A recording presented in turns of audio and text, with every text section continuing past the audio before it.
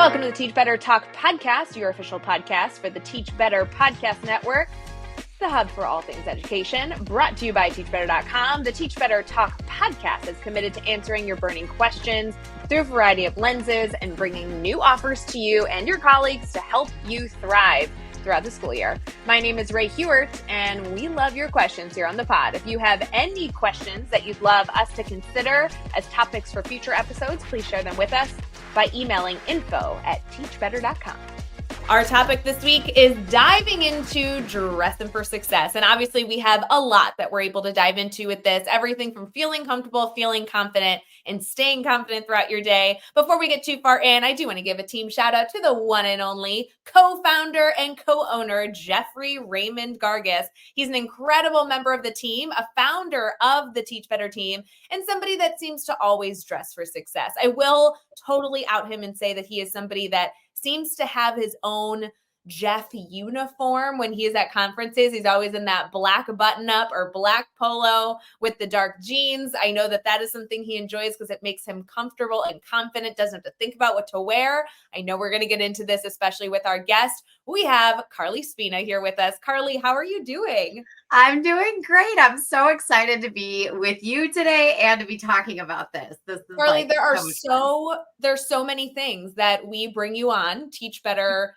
creation content to discuss. You are working with a nonprofit. You've worked in public education for so many years. You provide professional development. You're an ESL, multi-language learner supporter. You're an author. You've done so many things with the Teach Better team. Today, we're bringing you in to talk clothing and fashion because I think you are practically made of color. Is that true? That is true. I am in my neon colors year round intentionally. But yes, color is like my full lifestyle. We have a lot to talk about with our topic related to you because you are always somebody that I log into any social media I can to see what the outfit for the day is, whether it's you speaking at an event, working with the district, or just going on like a date night with your husband. It's just awesome. Before we get too far in though, let's talk about who you are in education. Obviously, I just highlighted a few different things, but introduce yourself to our network. Yes. So my name is Carly Spina. I am in the Chicagoland area, but I kind of float around a whole lot.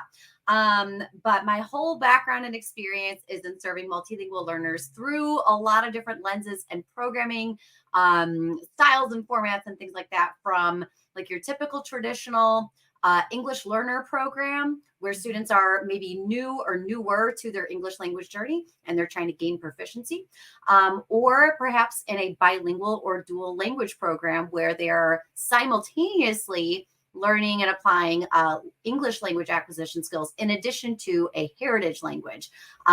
So looking at all of the different facets that come into play as we serve and support multilingual learners, from designing great instruction to family engagement, community outreach, kind of all of the different facets that serve and support students. So I did that for many, many years. And now I am with the Illinois Resource Center. Like you said, we are a nonprofit. We're based in Illinois, but we serve and support across the country and beyond.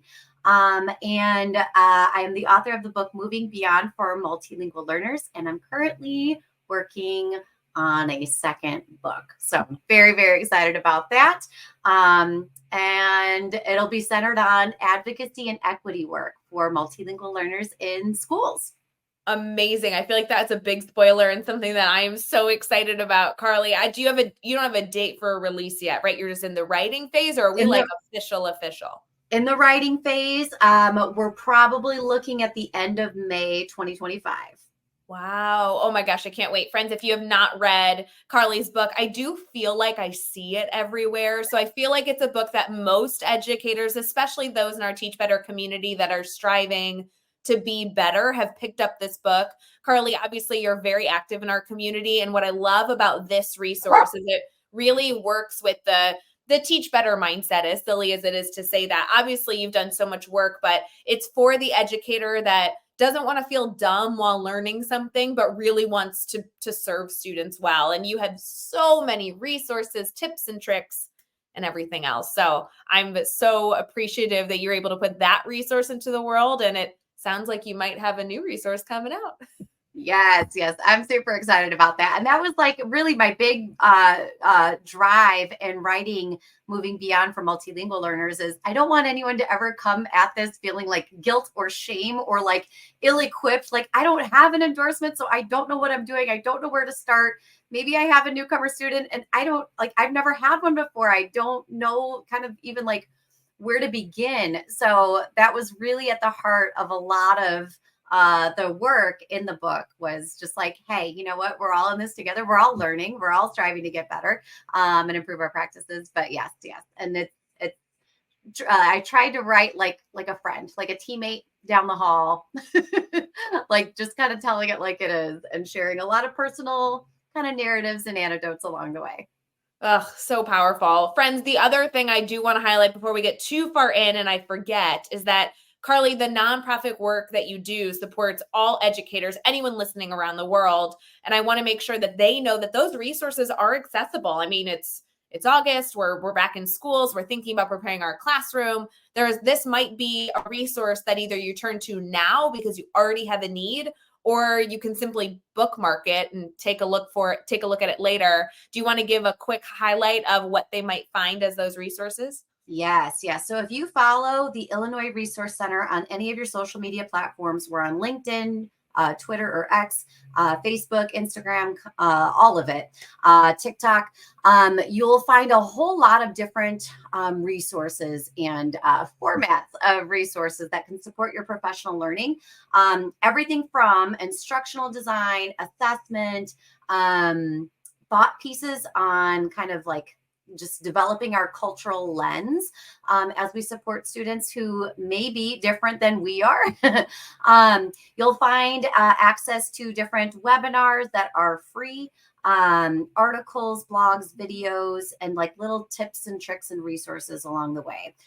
We also have a large email network that we utilize through newsletters and things like that can also link a ton of timely resources as the months progress throughout the school year. This is a great resource also for leadership teams. If you're putting together newsletters that you want your staff to consider different articles, this could be just like one of those things you throw up on your whatever list that you refer to every so often to add some pizzazz to your newsletter. So I appreciate it, Carly. You do a ton of work in this space, and I know a lot of our community and educators not even affiliated with the Teach Better team really value that they're able to use you as a resource. So I know they greatly appreciate it. Thank you. Thank you so much. We love what we do. And like, again, this is like our big fire in our organization. So it's the best. The other thing that we're highlighting this week comes into our theme, which is diving into dressing for success. And I know that this concept of getting dressed for success in some regard can feel very vain, right? Come on, you just have to go to work. We have so many things we're worried about. Like, why are we focusing an entire week on how to dress for success? The reality is that this week, as we dive into this concept, this is the perfect time to focus on the new first impressions you're making, the new people that you're meeting, how you can feel comfortable as the stress piles on to the work that you're going to be doing and everything else. Do you mind sharing a little bit about why this concept is interesting for you? Yes.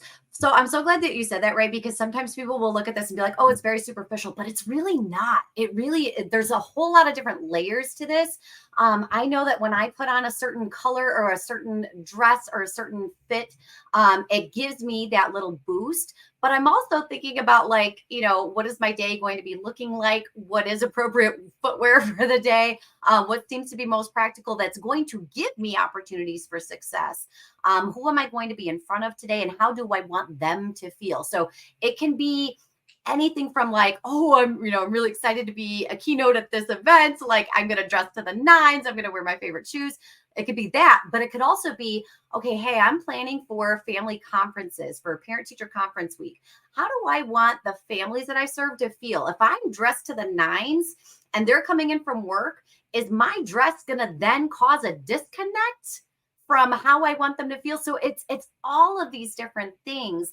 And it goes so well beyond the superficial level. It really is like that representation of how we want to, to show up as our most authentic selves? And also, like, how does that influence or engage those we connect with on a daily basis?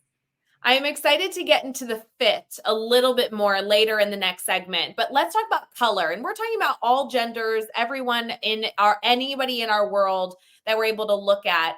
Obviously, you and I are not necessarily color experts, but you and I have had numerous conversations and experiences about dressing for success. So I'm excited to at least dive in with some opinions, and then we'll get into the fit. What colors do you find make you most comfortable? Because I know that you and I are quite opposite in this in terms of preference, but I don't think we fall too far as what the colors communicate. Yes, absolutely. So I am kind of known for always having pink either on me or with me in some type of way. So if it's not on my body, it's in the bag that I'm carrying, it's in the accessories I have, it's in my slide deck even. And the back wall of your office. Yes, exactly. I have this old vintage like locker set from I don't even know when or where, but it's this bright bubblegum pink. And when I published my book, I had to make sure that it was bright colors. I included some pink in it. Absolutely. But pink really brings me a level of joy and comfort. And it's kind of like, I don't even remember where I heard this for, like a power color. Like it gives you just that little boost, that little like spark of energy. Like this is who I am. And so when I wear my pink colors, the brighter the better, I feel like I'm being my most authentic self. And I will say, as I do that, and as I plan for, and as I shop for pink, I also recognize that some people are not feeling the pink. And there are a lot of different opinions about the colors that we wear and what it means, how it influences others' perceptions. Yeah, it's interesting. I want to stick with pink for a second. We can get into a lot of other colors, specifically because I know that you are so well known for pink. I don't necessarily enjoy pink on my own physique, but I will tell you, Carly, when you wear pink, there's an element of confidence that just oozes out of your skin. And I want to celebrate the fact that regardless of what color we're talking about, identifying something that makes you feel good, I think naturally brightens your demeanor. While I know there's some colors we can talk about that are seen as aggressive or things like that, I will say pink is one of those colors that while it may not be my perfect, color for every day to day, I have never seen a female or male rock in pink without having great confidence and a smile on their face. So there is a happy element tied to this color, regardless of how you're wearing it. Yes, absolutely. And I'll infuse other bright colors too. I do a lot of like neon yellows or like a really bright blue or a lime green. And I love that. And I truly do feel like it changes my energy and it shapes my energy for the day. Because I can't wear that bright, happy color and not feel that brightness and that happiness. I will say tomorrow evening, I'm going out to dinner. And I just got a package in the mail and it is neon yellow, like Carly Spina neon yellow. And I looked at it and I'm like, first off, this has never been on my body before. Second of all, I thought of you instantly. And I'm like, you cannot be upset and not just rock out confidence and like passion when you're walking around in neon yellow. So again, not my first choice in many settings, but again, color is so fun to be able to play with as an element. And I love that every time I see you in these bright neon colors, I'm able to make connections to confidence and happiness and the ability to be successful. So there's a lot of positive here that it makes you feel good, but it also shares with others the right intention that you want them to feel. Yes, absolutely. And, and I think we often talk about like having our students embrace that and like find those pieces of their most authentic selves. and to show up in different places and spaces as their most authentic self. So if we are doing that also, like we are serving as models, like, yes, this is who I am and this is how I, represent what I'm feeling or what I aspire to feel today.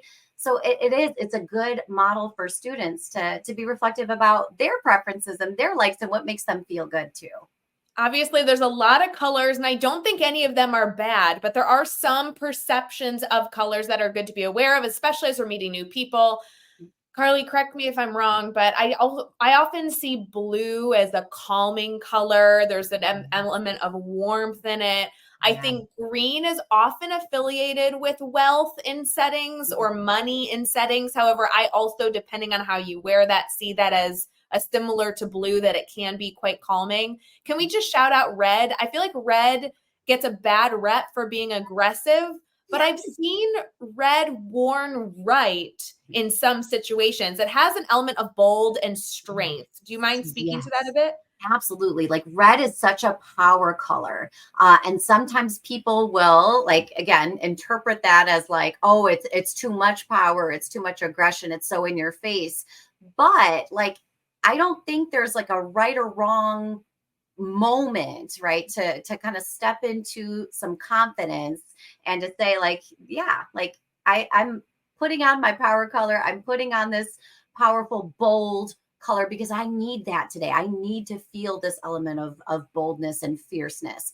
But other people might go ahead and perceive it, in other ways, and that's on them.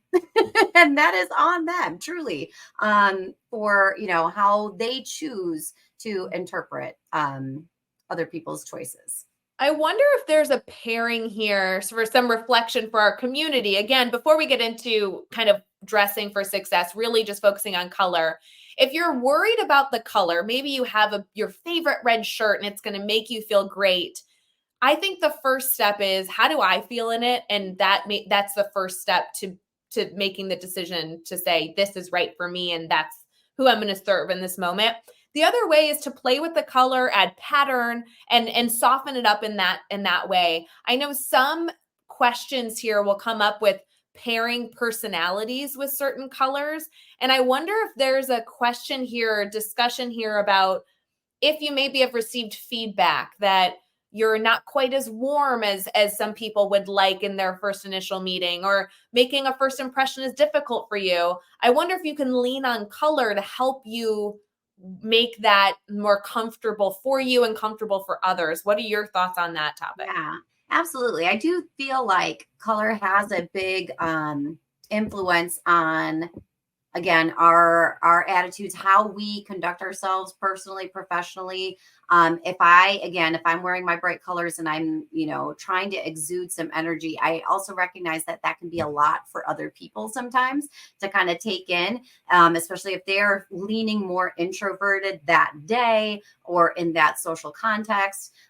So while I say like, this is how I'm feeling, I also have to be mindful of like, okay, well, this might not be what they're ready to absorb today. So I'm going to go ahead and lean on all of my other cueing systems, right? My nonverbals, all of those things to see what's being communicated back at me, and then make those adjustments. So again, it could be from like the accessories standpoint to like tone down and cool down other moments like of the overall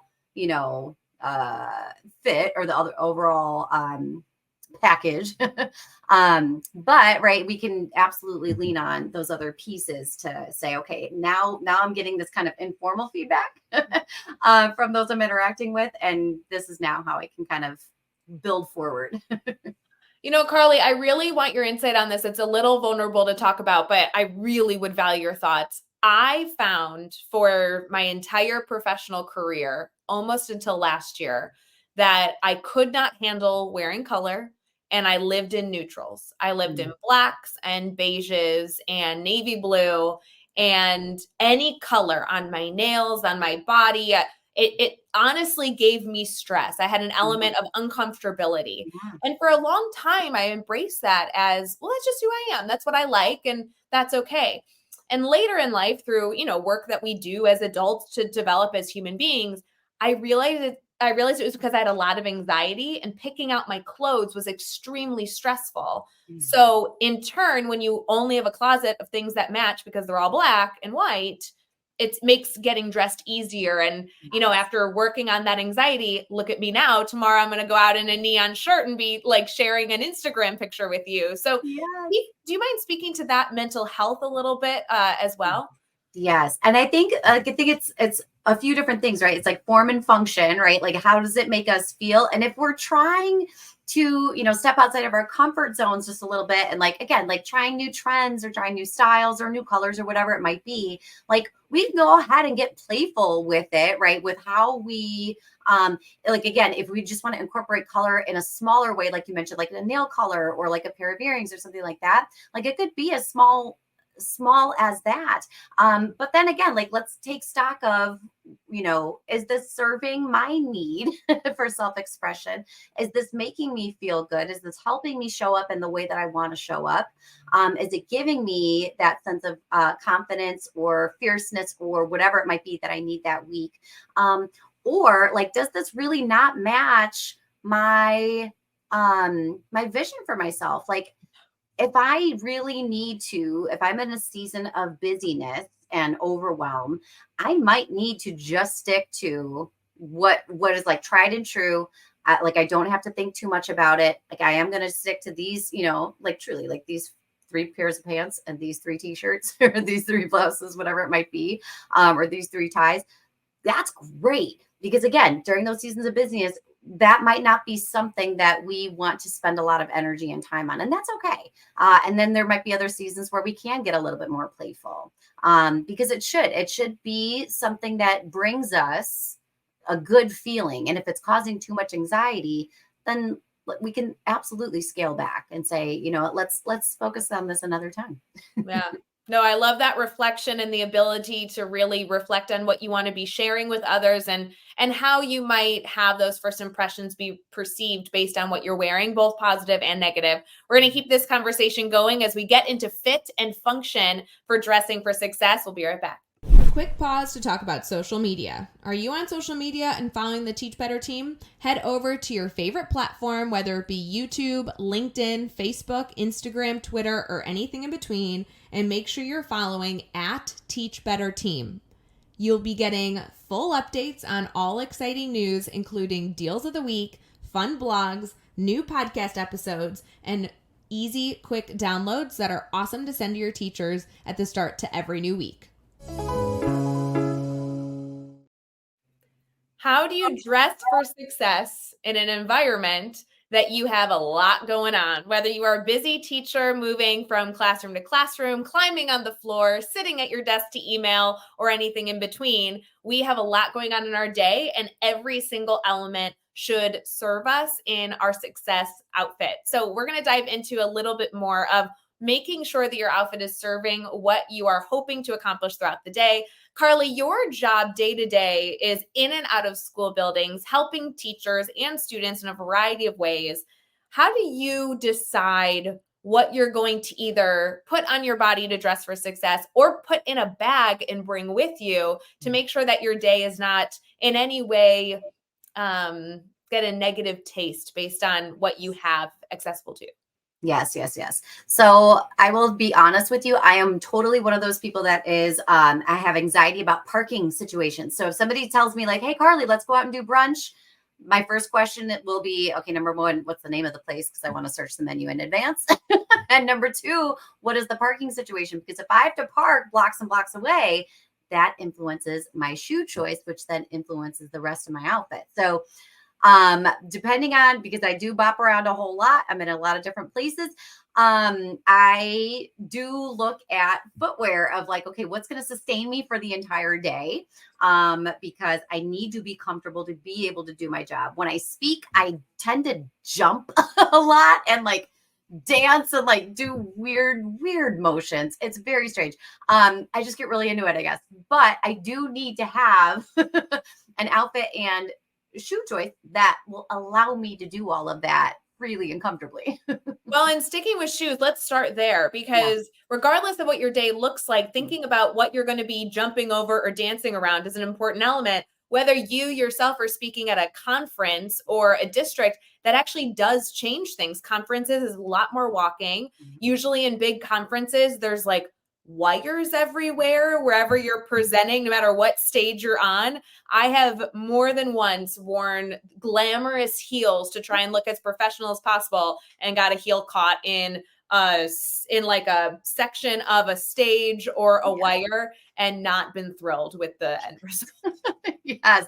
And we've all been there and done that. And I will say, like, I will often make a little disclaimer before I start sessions at conferences, especially if I'm in different footwear. Like, I am prone to falling very easily. Like, I trip walking upstairs. So that one, that resonates with me. So Absolutely. do you ever, because sometimes, at least we're talking for the females that wear heels, and for a classroom setting, I know this is becoming much more uncommon, but we are seeing it still in leadership roles, that is very regular for females to wear heels. Is it bad sometimes to have 2 or 3 pairs of shoes with you? Is that okay? No, that is okay. I usually keep a pair of flip-flops in my car and a pair of gym shoes in my car. And I'll also always keep blister packs and Band-Aids in my speaker bag wherever I go, because, you know, things will just pop up here and there that you don't like. Even if I've worn this pair of shoes 18 times and then all of a sudden today it's just rubbing my heel the wrong way. So I need to be able to have something that's kind of go-to. And I'll also say, like, I am that girl that will be like in a dress with my favorite heels, my favorite shoes, my favorite wedges. And then I'll go ahead and wear that same dress with gym shoes later on in the day when I'm in classrooms. So sometimes people will look at it and be like, "Oh, that doesn't quite align." I'm like, "But yeah, it does." Because I still love this dress. I still love this fit. It makes me feel really good. It's still very comfortable for me, but I do need to adjust my shoes because of what I'm doing next. Well, and obviously shoes are big variety in terms of what men and women can go explore for their comfort, but even just the support in the heel and everything else, the arch of your foot can be really important in choosing the right shoes depending on what you're up to. The other thing, Carly, that I know a lot of people are going to consider is what you're physically wearing top to bottom, whether you're a man or a female. There's so many different choices, and I find that there seems to be more rules and restrictions based on where you work on those types of items. So before we get too far in, I do want to preface, if there's some sort of dress code or expectation, the first step is to always abide by those rules or better understand them if you have questions. But as we kind of drift into working within the parameters that we're allowed, were you somebody that wears dresses frequently, pants frequently, or, you know, what's the go-to for you when you're So dresses are always my preference because, and people were like, "Oh, that's so,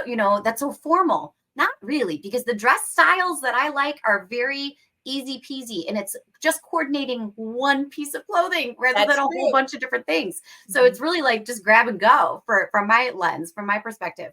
But when I am in classrooms, if I am doing activities with students, I love a cargo pant, plain tee with a denim jacket. I don't know a single educator that doesn't have a few denim jackets. Yes.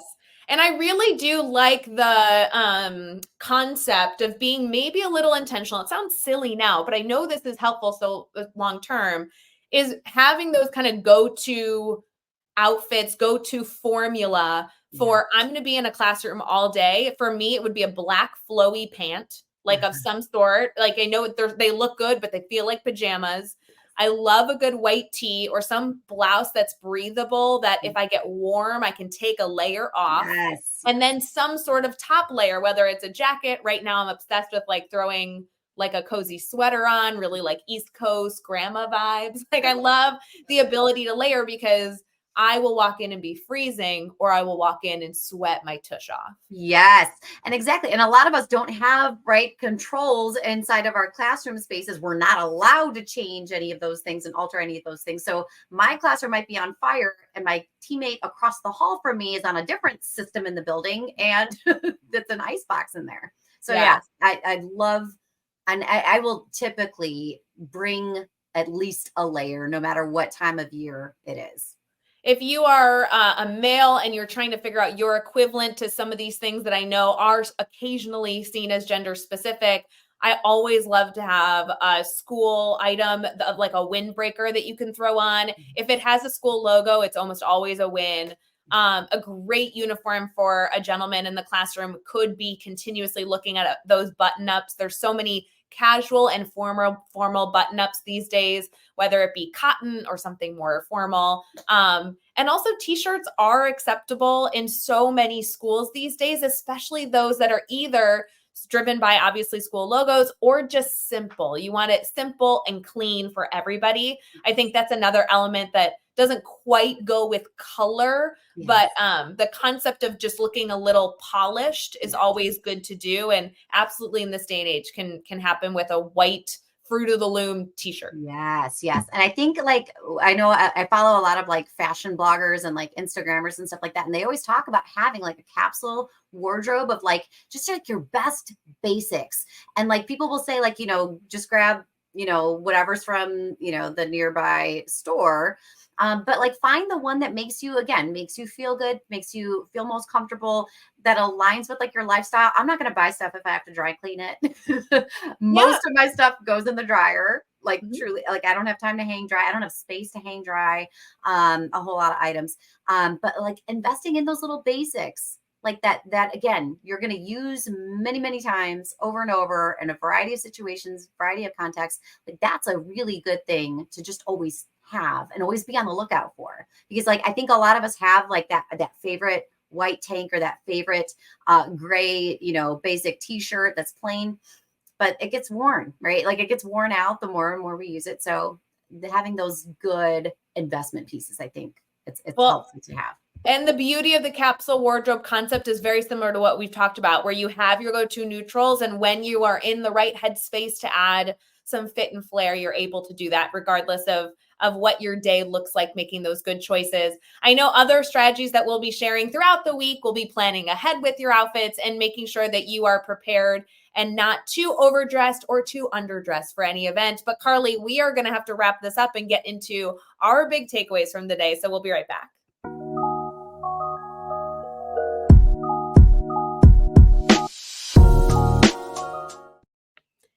We have had such a great time diving into dressing up for success. And this is just the beginning of these questions that we'll be looking at all week long for all people in tons of different situations. Carly, I'm so glad we were able to have this conversation. I know this will be something that many people will be reflecting on as they are driving to work, listening to the Teach Better Talk podcast. Before we go though, do you mind sharing a major takeaway or two, something that if our community here has maybe been multitasking or maybe taking notes or not taking notes during this episode, what do you want them to walk away with? I want everybody to just lean into, like, start noticing, like, when you are wearing something, how does it feel? Like, physically, how does it feel? Like, texture wise, fabric wise, all of those things. But like, what does it make you feel? Thinking about, again, fabric, texture, thinking about color, thinking about pattern, thinking about just all of the different layers and how it makes you feel, and lean into it. Pay a little bit more attention to it, because when we kind of lean in and start to recognize what makes us feel good, we'll kind of start leaning towards it and choosing those items more. And that really does influence and change how we show up with what layer of confidence, and how we interact with those that we serve. Friends, I want to make sure you go follow Carly and connect with all the work that she is involved in, especially because we always love to see those date night outfits and those presenter outfits. She always encourages me to expand my horizons, and I do need friends that challenge me. Carly, you are definitely somebody that I love having within my circle, and I definitely will be sending you a picture tomorrow when I go to that dinner in my neon yellow, totally inspired by you. Do you mind sharing how our community can stay connected to you and your team? Yes, absolutely. So you can follow the Illinois Resource Center on all social media platforms. If you do a quick search, it'll pop up. And then you can find me on Twitter and LinkedIn. My Twitter handle is at Mrs. Spina's Class. It's also my TikTok handle as well. You can find me on Instagram at Education Barbie. So powerful. If you have any questions on how to connect with Carly, please let us know. And if you made it this far in the episode, please don't forget to subscribe and rate and review the pod. We also love having you over on YouTube and following the Teach Better team to make sure you don't miss any episodes of Teach Better Talk. Stick with us all week long as we dive into dressing for success. Carly, thank you so much for being here. Thanks so much for having me. Take care, everyone.